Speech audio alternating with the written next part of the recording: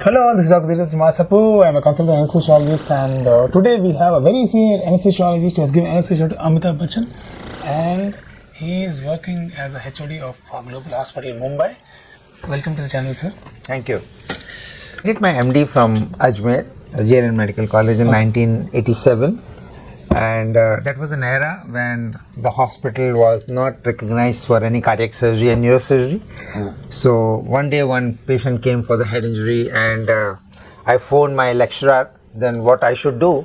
So he told me that neuroanesthesia is head injury is contraindication for anesthesia. Okay. So you don't do anything, just be present with the case and just monitor him. And there was no neurosurgeon, but the general surgeon attempted a decompressive craniectomy for that case, and successfully I did it. So after my MD in 1987, I thought, and in my 3 years of 1984 to 1987, I did one closed mitral valvotomy. That was the full day case, and that was not done by a cardiac surgeon, but it was done by a general surgeon who was trained in cardiac surgery. It was like that? That was that. Okay. Because there was no cardiac department in Ajmer, and so he did a valvotomy, and that was a full day case, and successfully we did the case. So after my MD, I went to my boss and I asked what I should do. Okay. So he told me, if you want to choose a career in anesthesiology, you should go to a metropolitan city where there is more opportunity to work in anesthesia.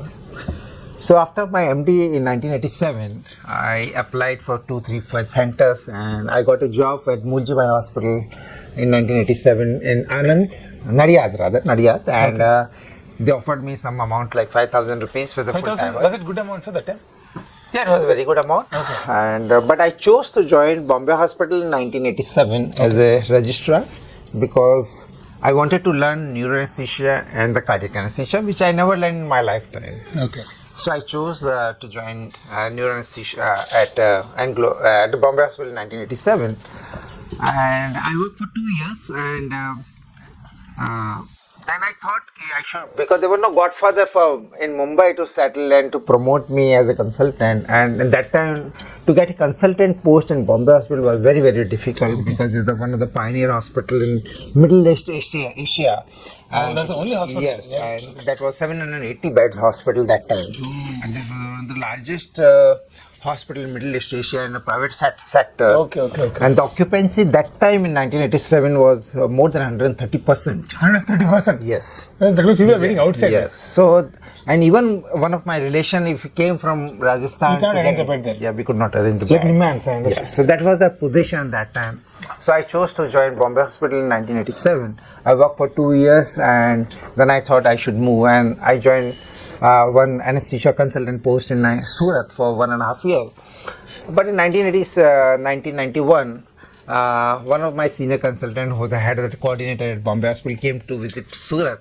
He asked me, "Are you happy, Dr. Parakh, here?" So I told him, "Nothing like Bombay Hospital," and he said, "You want to come back to Bombay Hospital?" And I said, "Yes, I'll be happy to come back." Okay. And he recommended my name to see you, and then I got a job as a consultant post in 1991. Oh, great. And neuroanesthesia, I passionate from my boss, who was Dr. Choksy, James Choksy. He was very passionate he was one of the most meticulous anesthesiologists I seen him, very disciplined anesthesiologist. So, for example, I'll give one example. So, even when he used to give Pavilon, after thiopenton, yes, that was one of the relaxant we used to in Pavilon. He used to start a stopwatch to see the action 3 minutes exactly, and then he allowed us to intubate that patient. He was so meticulous, and a lot of things learned from him, and I became passionate. The neuroanesthesia is a branch I should opt for that. And I had an opportunity to work with a good renowned neurosurgeon of India, Dr. Bhagwati, Dr. Dev Pujaris and all. So I worked with them for a long time, and in 2012 I left Bombay Hospital after 23 years because I got an opportunity to work in the global hospital, and presently I am working as the head of the department. From 2012 you have been in global hospital? Yes. So this is like a history, more than a story.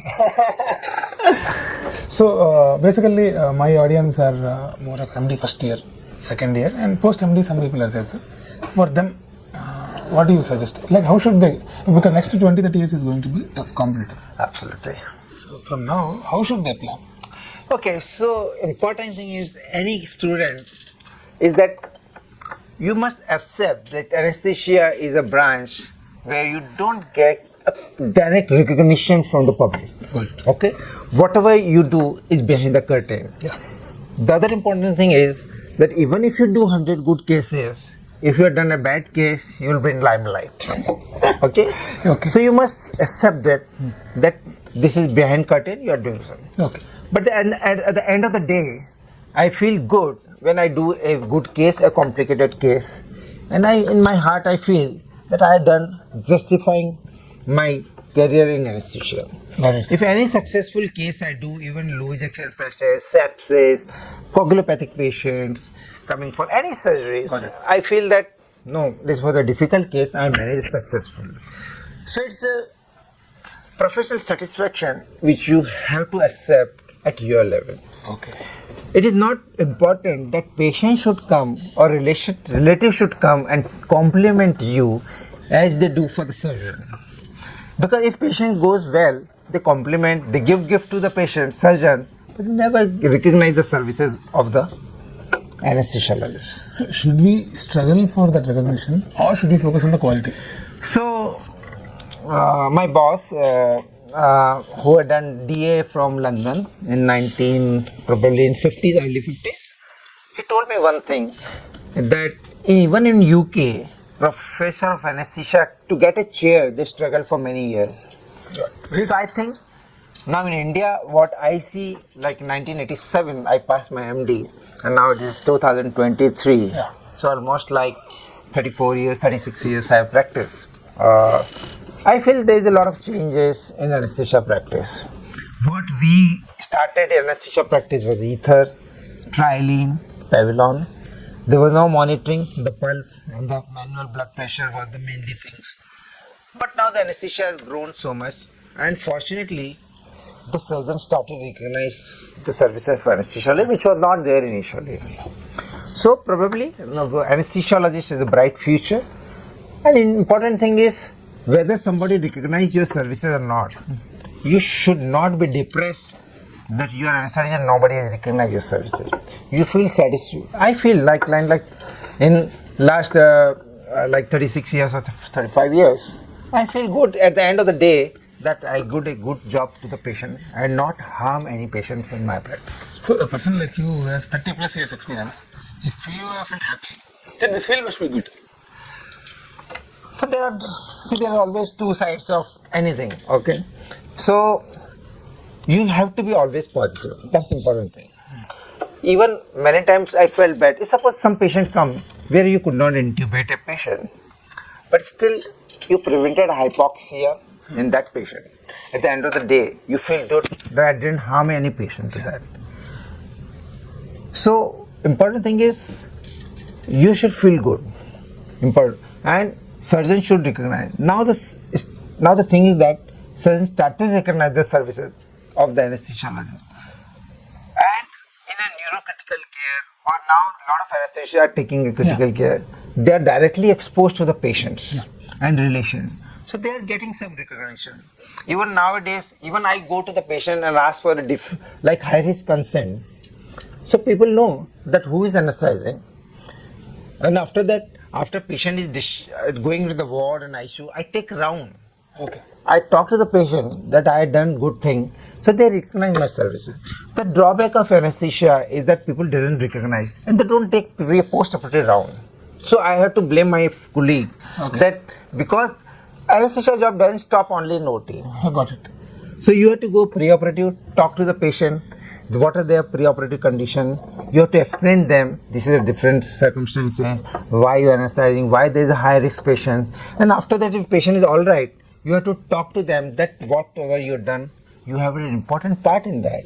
Right. So most of the anesthesiologist doesn't go post-operatively, and they never talk to the patient. So fault lies in anesthesiologist. So recognition doesn't come from the society because they feel surgeon has done the job. So everyone should individually try and get recognition. Absolutely.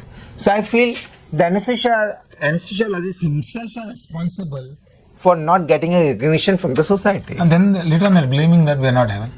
Yeah, so that's the fault lies in us. So basically it's an individual responsibility. It's not a society problem. Yeah, it's not society problem. So when you talk to the patient preoperatively, your patient has an ejection fraction of 15% or 20% or 30%, you explain to them, then they recognize that your services are important. Correct, sir.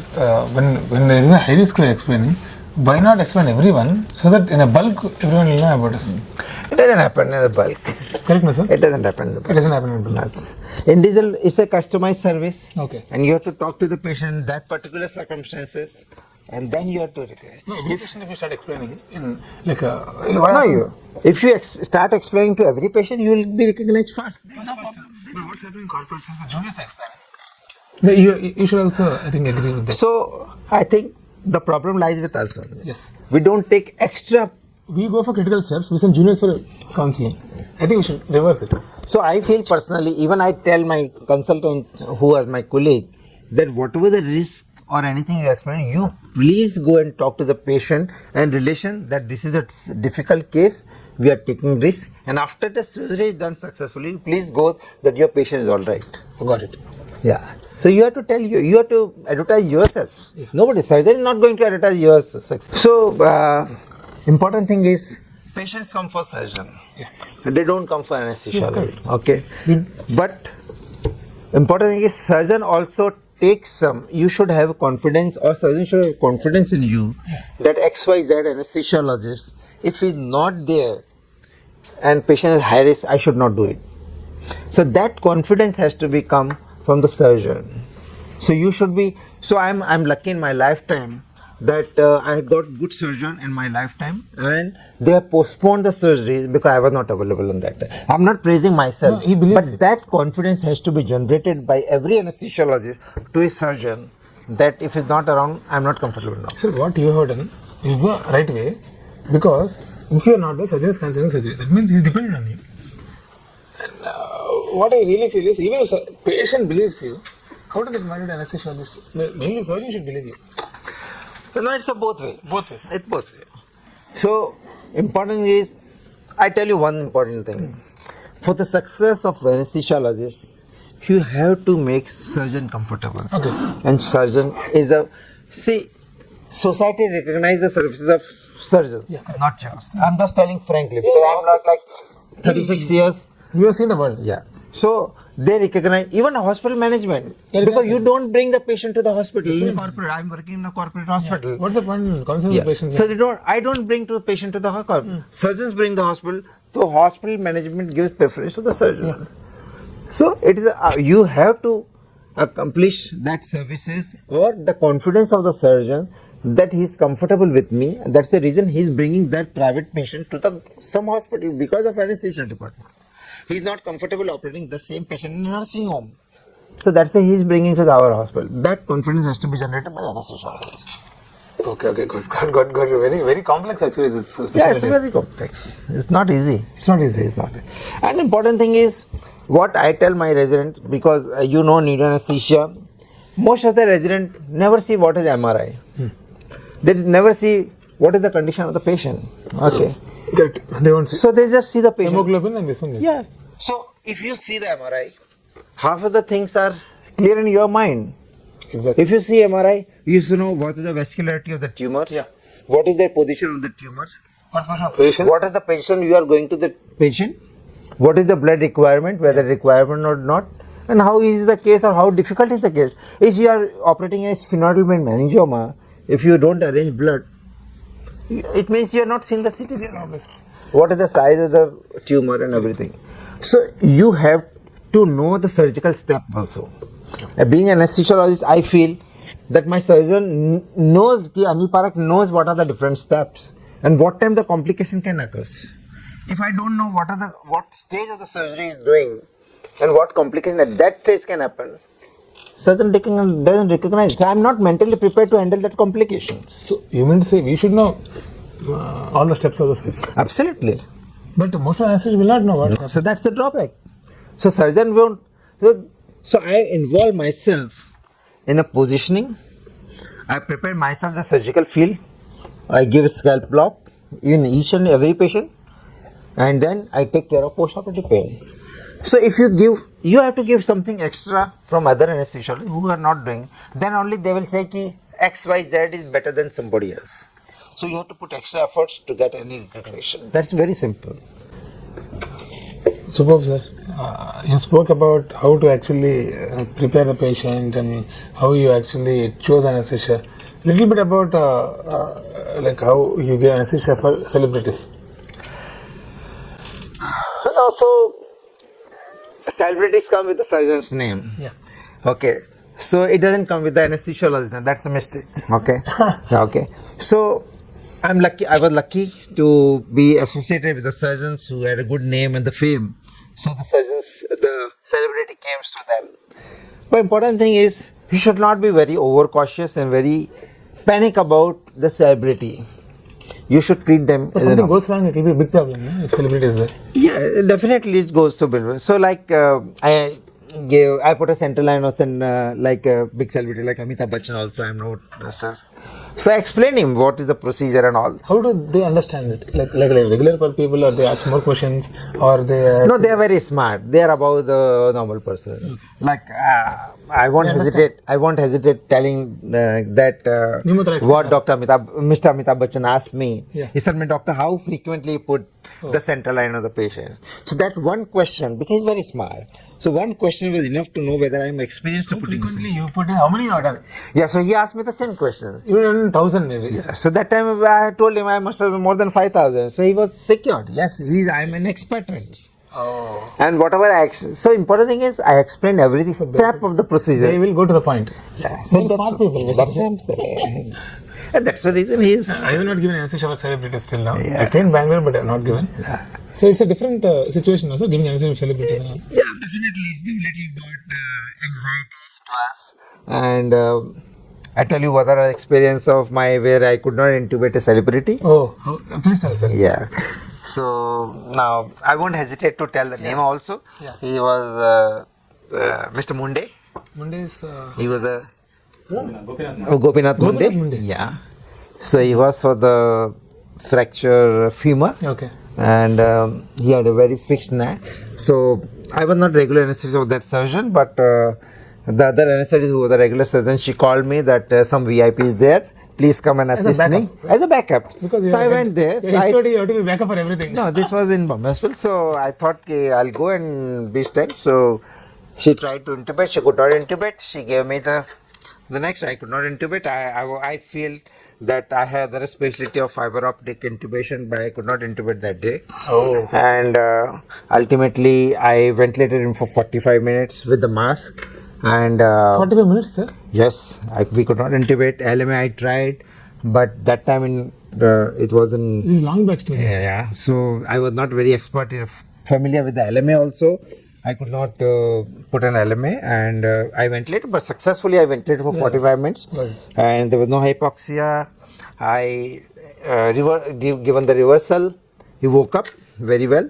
But in the sixth sense, that was a Sunday, and I called my ENT surgeon and intensivist that I may require their help. And luckily, they were around me. And after 20 minutes of reversal, he became again hypoxic, and he got a stridor, he got a bradyarrhythmia, he became hypoxic, and he was at the just verge of the arrest.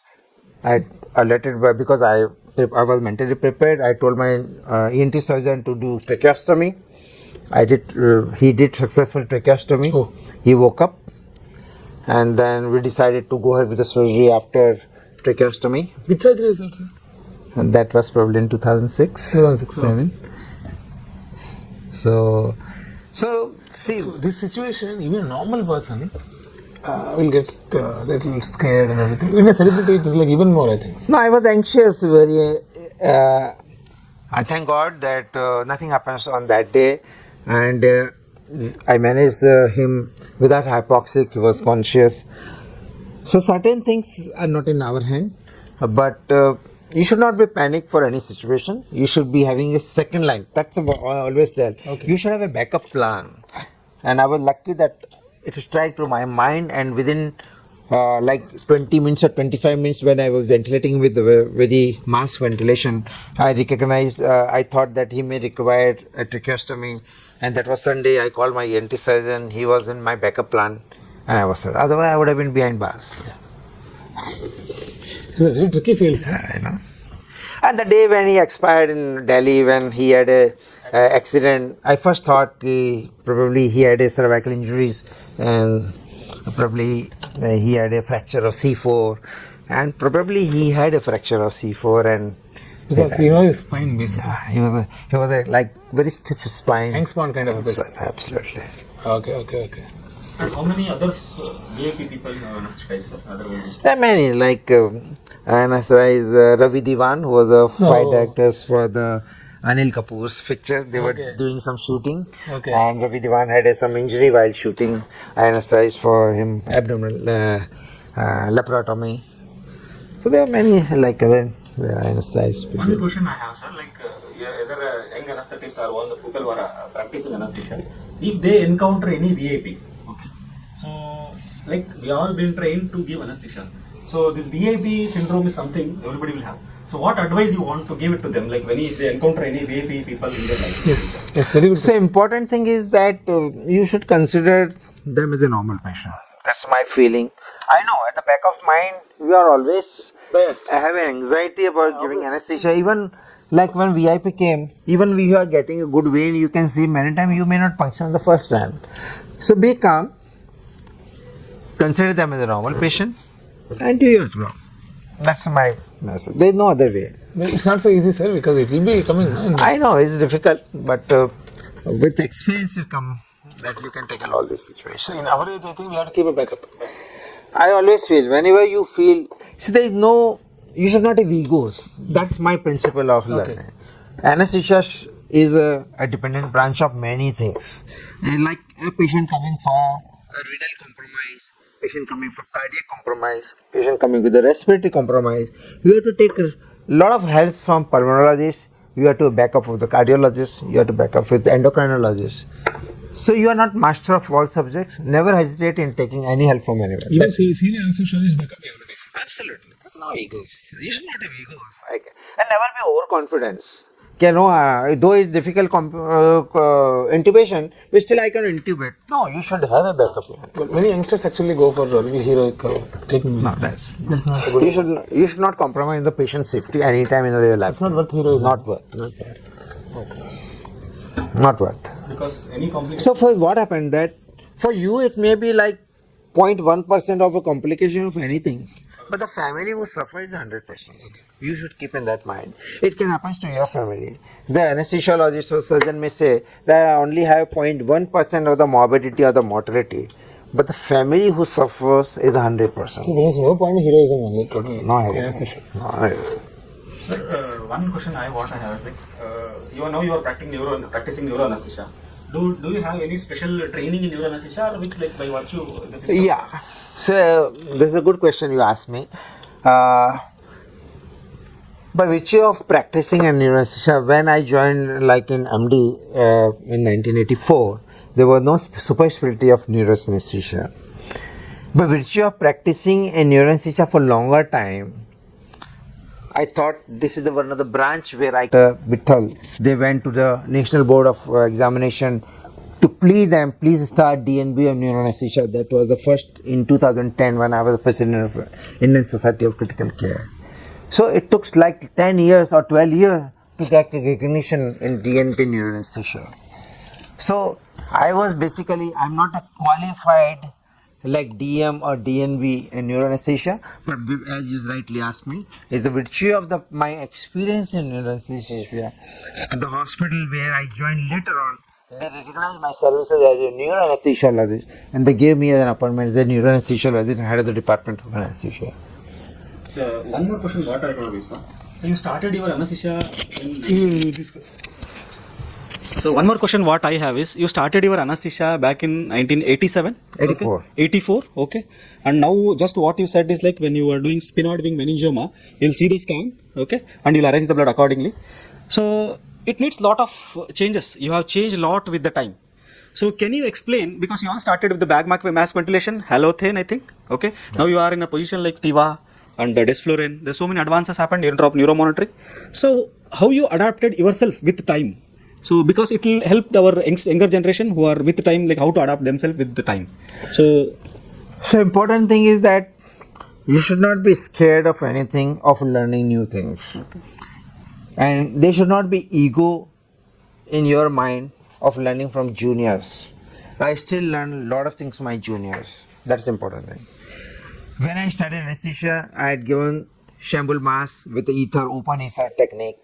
I used trilene, I used flaxidil, DT-bucorarin as a muscle relaxants. But as the time changes, the new moleculars come, new monitoring system has come. So I adopted to the new system as soon as they come. I'm proud to say myself, I'm not praising myself, but I was the first person to use desflurane in Mumbai when the desflurane was introduced. I was the first person to use Sugamadex when it came to market. So every day is learning for us. So important thing is there is no end of anything. Every day is learning in anesthesia and medical sciences. So like sonography, though I must have put like more than 10,000 or 11,000 central venous catheters blindly, but now I'm putting central line under USG guided. So why I adopt it? Because now the need of the hour is to put under USG guided. The blocks which I used to get in orthopedic practice, supraclavicular blocks and everything, I used to go blindly. My success was 30 to 40%. But when I'm using sonography, my success is more than 90%. So adaptability has to be there. The same way, the neuromonitoring, what you're asking me. When I started, there was no neuromonitoring. We used to see only ETCO2. Yeah. I had done a lot of cases in a sitting position. So what monitoring? There was no T, there was no D, only ETCO2. My boss was very sharp to recognize air embolism, even the slightest change in the ETCO2. So which I learned from him. So I used ETCO2 as the only monitor in a sitting position for embolism. So when the TE came, but I never hesitated to use TE. Though I was not knowing, but I had taken help from my junior who were trained in TE. I called them when I was doing a sitting position to use TE, and I'm doing it now in a sitting position when I'm using TE. So there is no end. Every day is learning in anesthesiologist practice. So you should be open to learn the new technology with the time. You can't base on the previous what you learn. So never be overconfident in anesthesia practice, which I learned from them. Every day is learning for us. So to summarize, with 30 years of experience, what are the concluding points you would like to tell for an MD first year student? Just started. So important thing is, you must, when you choose anesthesia, you should be mentally prepared that anesthesia is a dependent branch. You may not get the recognition equivalent to the surgeon or a physician which the society gives to physician and the surgeon. First thing, your services are behind curtain like a director of a film whose names are shown in the last. Heroes or the heroines or like surgeons or the predominantly even the hospital administration gives prominence and the recognition to the surgeon, not the anesthesiologist. So you have to establish your own position. Okay, so you have to work extra to get your recognition. So important thing is dedicate. There is no problem in the branch of anesthesia. Sorry, Can we change that position of anesthesia? so I feel the anesthesiologist himself has to be blamed for not recognizing their services to the society. That I feel, because we never bother to see these patients pre-operatively. We are never bothered to see them post-operatively. So how many of our anesthesiologists visit post-operatively to see the patient and see that how are you? Only 10%. That's what I'm telling. So surgeons are not responsible for that. You have to make your own position. So you have to take extra efforts to recognize by the society that yes, you are important part of their medical treatment. And even relatives of mine and other people, they don't know what anesthesia is. Why is that so, sir? Yeah, but nowadays the things has changed. Partially in a corporate hospital, where surgeons also tells us that please go and meet the patient and tell them, explain this anesthesia risk and everything. Okay. Yeah. So that becomes a point to communicate with the relation of the patient and the patient himself. So they know, yes, like if I explain to a patient like your rejection rate is 15% or 20%, your morbidity and mortality perioperative, depending on the type of surgery, is 5 to 7%. Then we tell them, they recognize, and after surgery, when we go, we also feel happy that you have done a good job, and patient also recognize your services, relation also recognize your services, that yes, it was a difficult case, but still you did a good job for the patient. So if you don't revisit these patients post-operatively, they just forget. So you have to compliment, you have to introduce yourself that you are an anesthesiologist, you have to tell your name to them, and post-operatively you have to take extra effort to go and meet them and tell them. Sir, now finally, I would like to ask one new PG has come. He started day one. How should he start his career? Like, how should he start from day one? Talking to relatives, studying, or this thing. So most of the thing, many times it depends on the surgeon. Okay. So important thing is you select good surgeon. I am lucky to have a good surgeon who recognize my services to the society. Even if I am meeting a person, if suppose I am talking with a surgeon in the corridor of the hospital and the patient comes, he will introduce me that he is an anesthesiologist. How many surgeons introduce their patient to the anesthesiologist? There are only few. Because that's not the priority. So you have to create that. If the patient has a cardiac problem, they'll introduce you. So I think that's an anesthesiologist's fault, because we never bother to see patients properly. Yeah. Our residents see the patient and we anesthetize beyond curtain. So they don't know the name of the anesthesiologist. If patient is a VIP or he has some cardiac problem or something, then surgeon will surely introduce you. Yeah. To keep you in the loop.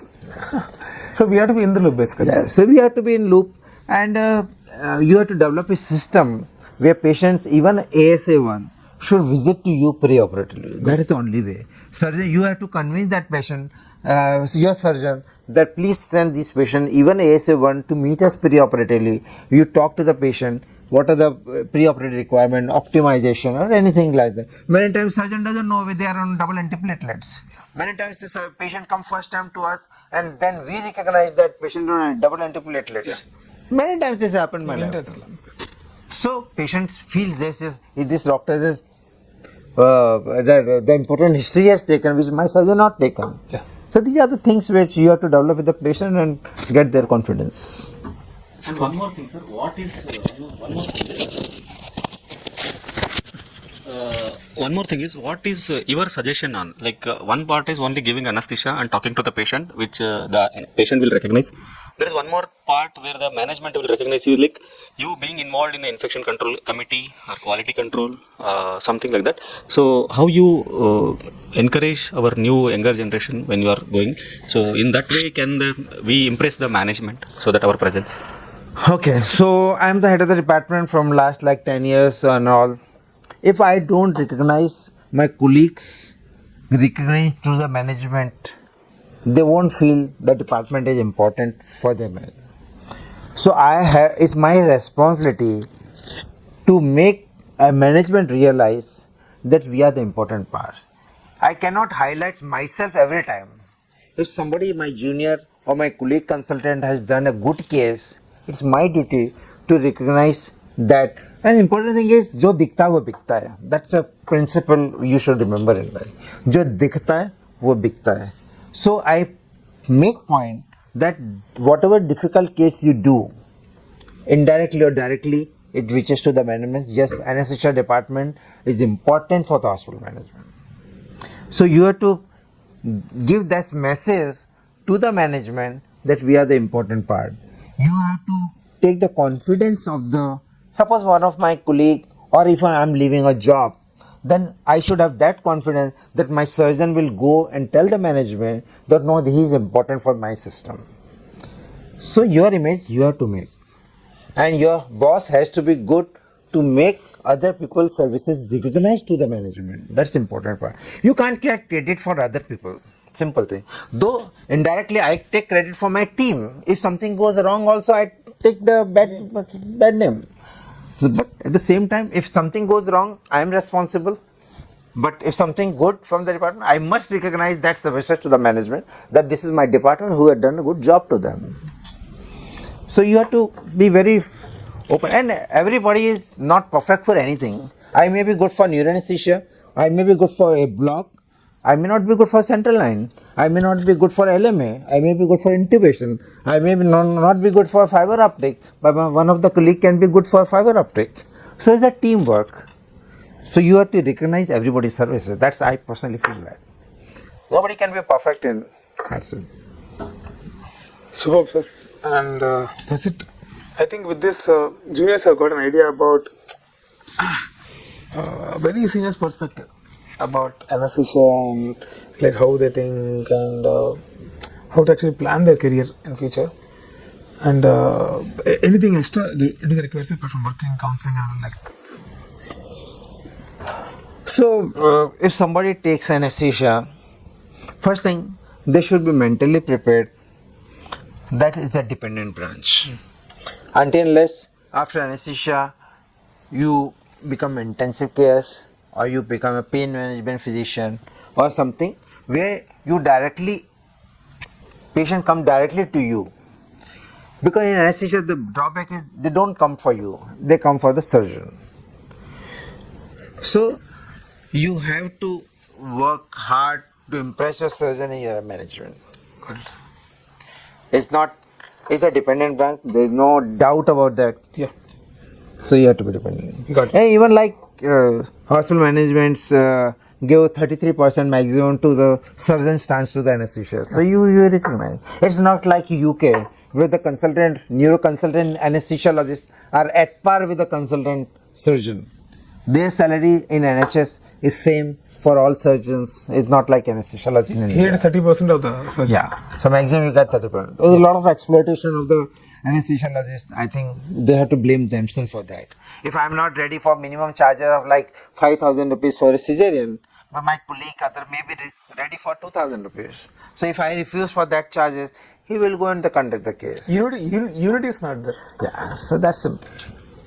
So I'm happy that the Indian Society of Indian Society of Anesthesiology is taking initiatives to fix certain minimum charges. Relative value guide. Yeah, so that's it. And RVG it is called. Based on RVG, points are given for each case and based on the calculations are done. So thank you. One more question. In private practice, You take this. I have one more question, sir. If in private practice, if someone is working associated with one hospital for the long duration, so how can he increase the anesthetist like his salary with time? What makes like it is not like he is working with the same salary for 5 years, 10 years. So with time, how much should be increased every yearly, and how it should be increased? Like Okay, so important thing is when you are working in a private setup, you try to convince your surgeon that whatever you charge, the percentage has to go to anesthesiologist. And I'm sure that after 3 years, 4 years, 5 years, surgeons are going to increase their charges. So automatically anesthesia charges goes up depending on the surgeon charge. That's one aspect. Second important thing is you have to prove your utility and your good work to the management of the surgeon. If suppose initially he was giving you 1,000 rupees for a cesarean, if you conduct 1,000 cases of cesarean, and if he feels now it's good enough experience, so that is the time you can bargain with the surgeon and the management. That is the time you should increase our salary. Got it. So you have to, with the time and the inflation, you have to tell your surgeon and the management this is. So even like in my hospital, initially when we started, the surgeon charges, the anesthesia charges were 15-20%. Now with the management, I could convince them to have a 33% of the surgeon charges. It takes time. It takes time. So what do you mean by hard-working anesthesiologist? How many hours will he be working? So anesthesia, hardworking as you said, anesthesia is not only working in OT. That's my faith. If you're a hardworking anesthesiologist, you have to be concerned about pre-operative things. You have to concern about the peri-operative things. you have to concern about the post-operative. The pain management, the pain is some of the aspect where patient is in agony, even post-operative pain. If you relieve that pain, patient recognize you are something extra, you are given extra to them. So what I feel, you have to take post-operative round, you have to take care of post-operative pain management, you have to give extra time and your services to get your recognition. Got it. So it's not only perioperative. So you have to work extra to gain extra things. So, thank you very much, sir. Thank you. Anil Parakh sir, thank you very much. So many questions you have asked you. Thank you. Because- My pleasure. Yeah. Because very senior anesthesiologist you are, and many doubts we also having. These are the questions which are being asked by the audience also. And I think you should come for another interview in future with the Q&A session. My pleasure. Anytime. Thank you, sir. Thank Thank you. you very much, sir. Thank you very much. Thank you.